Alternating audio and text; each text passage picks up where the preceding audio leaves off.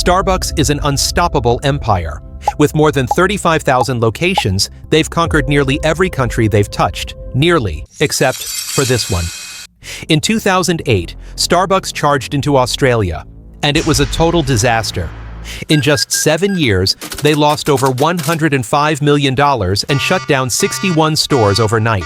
This is the story of the Great Australian Coffee War.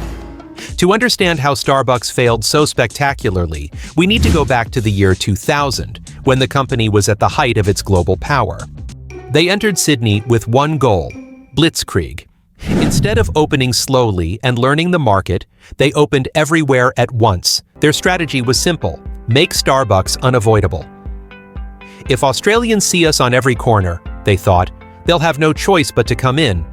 They forgot one tiny detail: Australians didn't care. You see, in America, coffee is fuel. But in Australia, coffee is culture, thanks to Italian and Greek immigrants who brought real espresso in the 1950s. This tiny island continent didn't just drink coffee. They perfected it. They even invented the flat white. Australians were used to local baristas, real people who knew your name, your order, your story. Then Starbucks walked in, charging more money for coffee that tasted worse. To an Australian, a pumpkin spice frappuccino isn't coffee. It's a milkshake with a personality crisis. Locals said Starbucks coffee tasted burnt and sugary. They weren't just selling coffee, they were selling liquid dessert. But bad coffee alone didn't destroy them. The real killer was arrogance. In China, Starbucks added tea. In France, they added pastries. They adapted everywhere except Australia.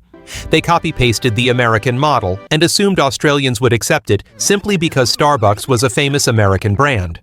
Why would anyone pay $5 for a paper cup of factory coffee when the cafe next door sells a handcrafted flat white in a porcelain mug for less? By 2008, the dream died. The financial crisis hit, and Starbucks Australia was bleeding money. On one brutal day in July, they fired almost 700 staff and shut down 70% of their stores. Some employees discovered the closure only when they arrived for their shift. Starbucks still exists in Australia, but mostly for tourists. Locals? They're still sipping flat whites at their neighborhood cafes. The lesson is simple: you can buy real estate, but you can't buy culture. If you enjoyed this story, hit subscribe for more.